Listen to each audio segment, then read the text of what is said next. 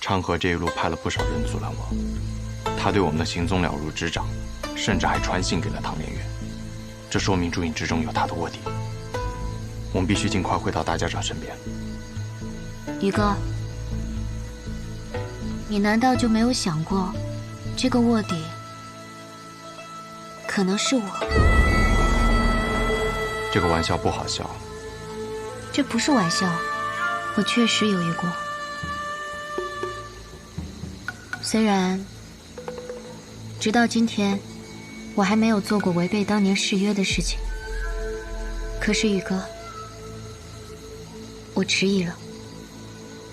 我开始怀疑我们存在的意义。宇哥，你和昌河从小便一起长大，这一次，你们真的要向彼此拔剑吗？入朱隐之时，我便立过誓，除非我死，否则我不会让任何人威胁到大家长的安危。我当然记得，入朱隐乃是暗河弟子莫大的荣耀。等大家长身上的毒劫重新统帅三家，苏家主自会收回成命。到那时，我们俩便不必拔剑相向了。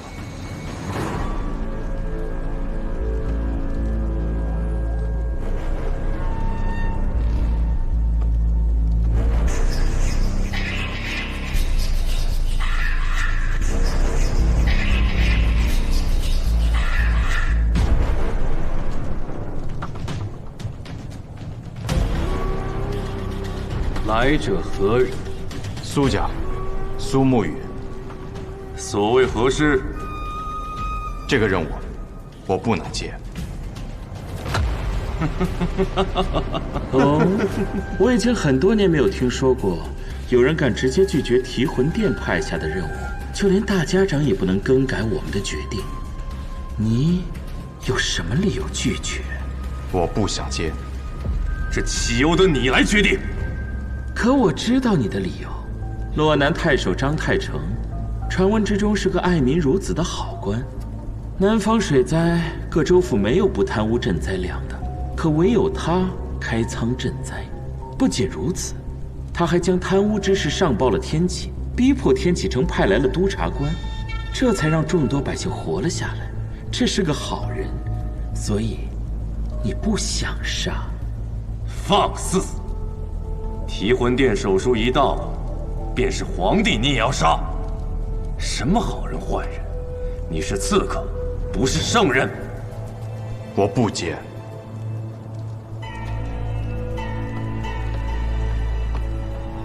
哼！传信给苏家的家主，把他论作叛徒，直接杀了！杀了！杀了！苏家那老儿不肯杀，我去。莫急莫急，你看，这不是有另一位朋友来了？参见三官。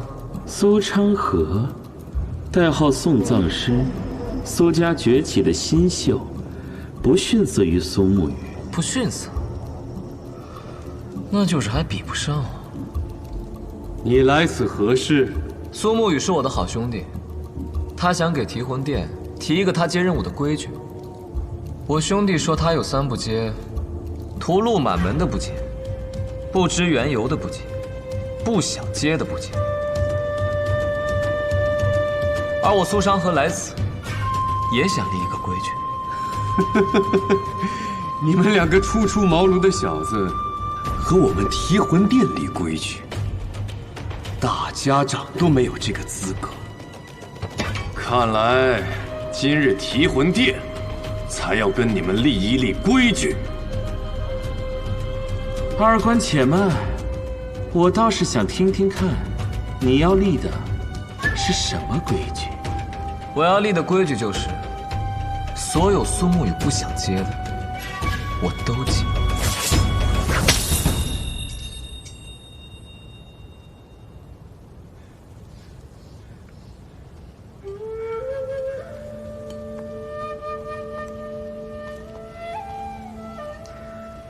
前几日你也去提魂殿了，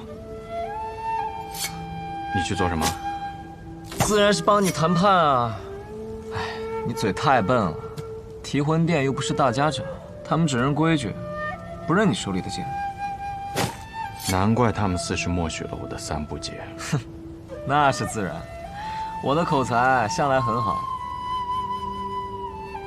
说不听就揍到对方听，这么看来，口才自然是很好的。哼，你莫不是和他们打了一架？我只是跟他们分析了一下利弊，提魂殿也会算账的，杀了你对他们没什么好处。哼，你跟我说实话，你是不是答应了提魂殿什么条件？你有你的办法，我有我的办法，你信我便是。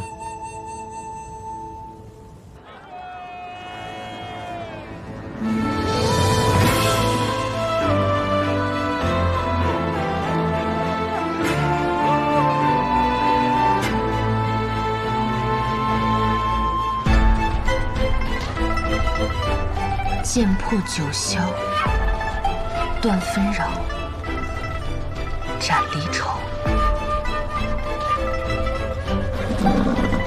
这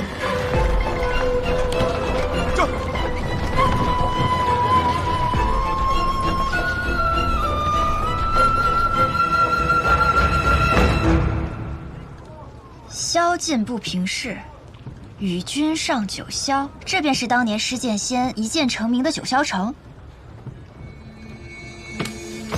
一剑劈开九霄啊，那只是个传说。大家长，你也是用剑的，你年轻时没想过来九霄城看一看？寻常人的剑是剑，暗河的剑是凶器。更何况，我年轻的时候并不用剑，剑法是后来才学的。大家长，你年轻时候叫什么？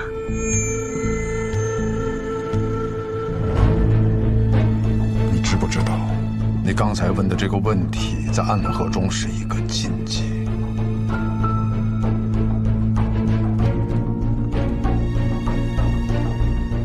不过，告诉你我的名字也无妨。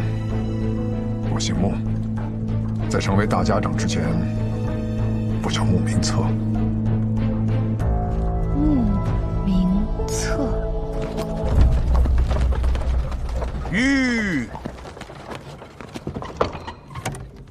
这便是所谓的朱隐巢穴。朱隐在北离和南绝都设有这样的巢穴，每一处都是易守难攻的堡垒，所以很多人不想我们做那归巢的支柱。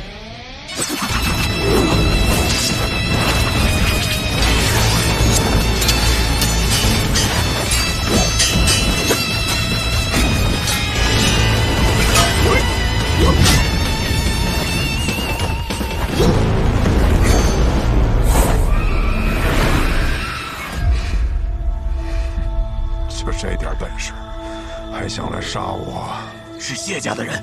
扯牛，不必讲出来。大家长，既然他们敢动这个手，咱们就没必要再给他们留什么情面，杀便是。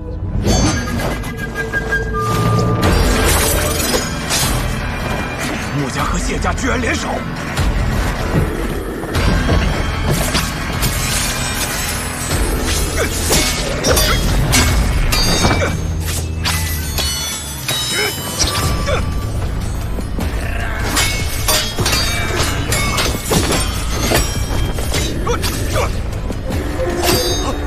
他们竟然布下了天网阵！天网阵，别看！快住！超牛，还没死！大家长，你不说这马车刀枪不入，机关无数吗？为何不用？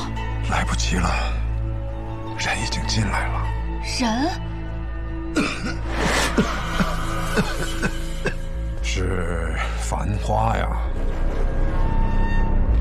许久不见了，请大家长恕属下身体不便，便不与您行礼了。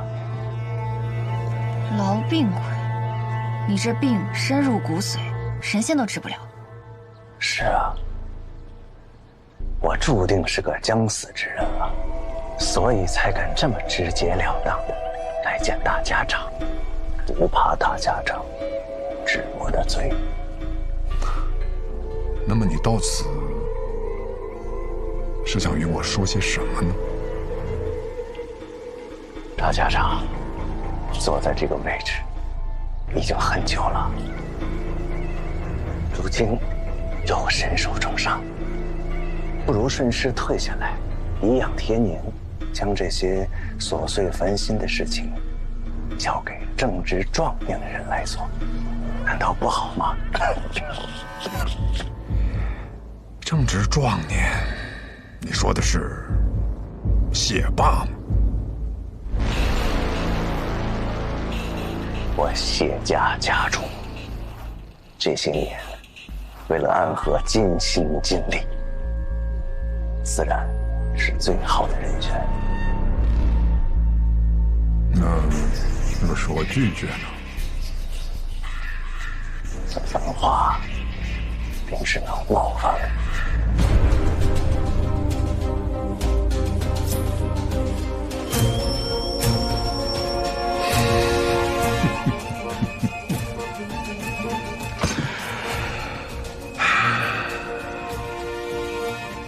你们想要的，无非就是我手里这把面龙剑。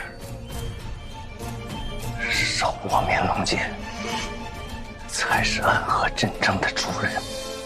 原来你知道啊，那么你也应该看到，如今握着这把面龙剑的人是谁。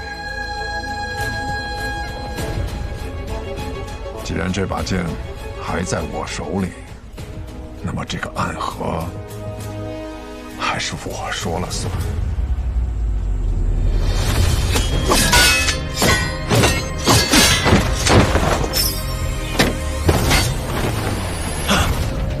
引魂香，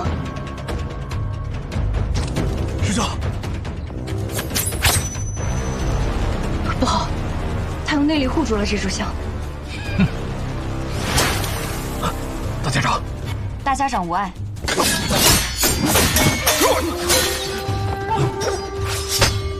我们走。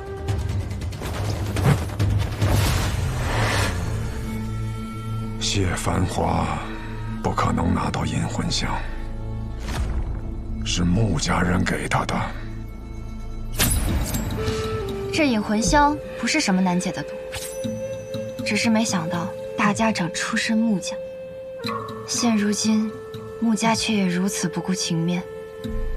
成了大家长，便不再是三家人了。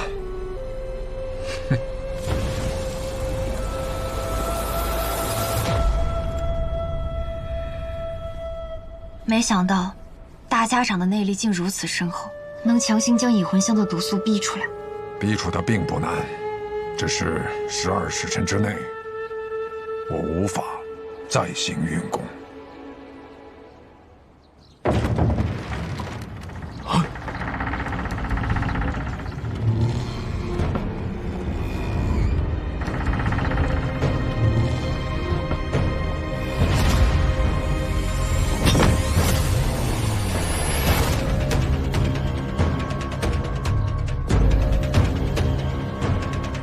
家长，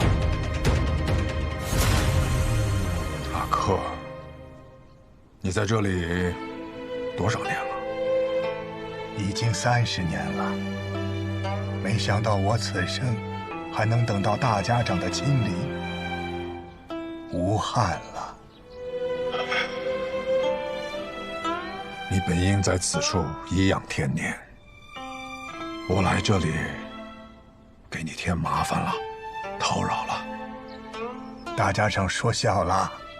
像我们这样的人，有什么资格说颐养天年呢？你们都听着，入门的一刻内，勿言。好。大家长，钥匙。